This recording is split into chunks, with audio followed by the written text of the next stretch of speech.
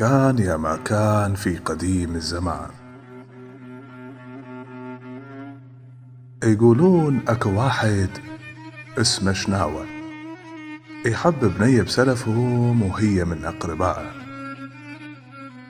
أو كان يحبها حب صافي ما بيده غش، ويريدها حلالة وأم الجهالة.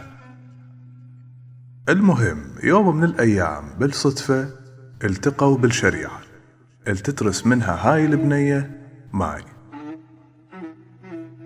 قال لها أخويا يا سارة شلون نظل هيك، احنا أريد أود عليكم خطابة. طبعا وكان يقول لها أخويا حتى ما يوقعون بالحرام ويحافظ عليها. قالت له ودي علينا وإن شاء الله خير. المهم ثاني يوم ودى إجاويد البيت البنية، وقعدوا وشربوا شاي وسولفوا، وبنص السوالف حكى واحد من الشياب من الإجاويد قال لأخويا أبو فلان جايينكم احنا خطابة على بتكم، الابن نشناوة وعلى سنة الله ورسوله. أبو البنية قال له جيتكم على العين والراس، بس أنا اللي أعرفه عن نشناوة ما يشتغل وحالته المادية تعبانة. صح هو خوش ولد وشهد والنعم منه، لكن يا أبو فلان أنا أريد السعادة لبنتي وما أريدها تعاني من الفقر، وأعتذر منكم أنا بنيتي رايد أعطيها الزلمة يكون عنده شغل وعنده فلوس حتى يعيشها ويسعدها. المهم رجعوا لجاويد وسولفوا لشناوة صار. مرت الأيام ودزاهم شناوة مرة ثانية وهم رفض أبو البنية. بعد مدة دزهم مرة ثالثة وهم رفض أبو البنية. راحت أيام اجت أيام، شاف البنية شناوة لقاها تترس ماي. قالها أهليك ما ينطونيك. قالت له كاش بيدي عليك يا ابن الناس. قالها كا احنا ما نظل معلقين عمي، روح بطريقك وهاي قسمة ربك وين ما تصير تصير. المهم مرت أيام وانخطبت البنية، الولد عايش بالولاية وعده فلوس وخير من الله.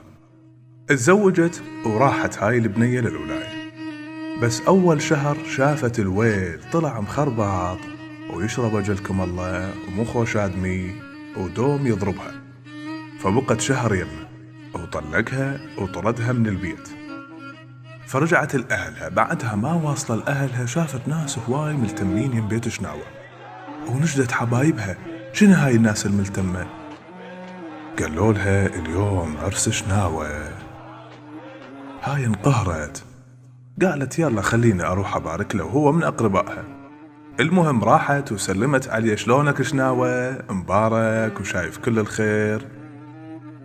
قال لها شناوة الله يبارك بيك، بس كان بقلبه نار. قال لها أنا عندي طلب منيك. قالت له قول تامر أمر. قال لها أريدك تقعدين ويا مرتي. قالت له سهلة. المهم قعدت القديمة على اليمين والعروس على اليسرى، وصار شناوة بالنص وقال بيت الشعر هذا: بجيت وطاحن دموعي على هاي وذبان الوقت غصبا على هاي، إش مالك غيرت رايك على هاي، إش مالك غيرت رايك على هاي اللي قلنا لك عليها هاي هي، اللي قلنا لك عليها هاي هي. وبعد فترة من العريس سولف شناوة المرته الجديدة على قصة حبيبته القديمة، فهاي انقهرت عليها وقالت له شوف أنا بالنسبة إلي أحبك وانت ما مقصر وياي بشي، بس هاي لازم تروح تمشي عليها وبلكة الله بعد ما طلقت أبوها يعطيها إليك. المهم راح هذا مشي عليها وقبل أبوها وفعلا تزوجوا، وصار عنده 2 نسوان يحبهن ويقدرهن ويحترمهن وعاشوا بخير ومحبة. طبعا القصة بيها أكثر من حكمة. أولا قبل اللي يحب ما يرضى يطيح حبيبته بالحرام وما يقرب لها إلا بالحلال، وهاي للي يحب هسه كون يلتفت ايش جاي يسوي ويا بنت الناس ووين يريد يوصل.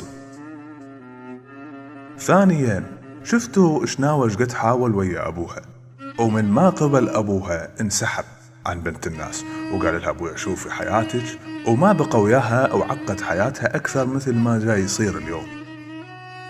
ثالثا، خوف الأب الزايد عن حده على مستقبل بنته، طيح بنته بمشكلة لا أو دمر مستقبلها. فكون ينتبهون الآباء وما يجبرون بنياتهم على القسمة.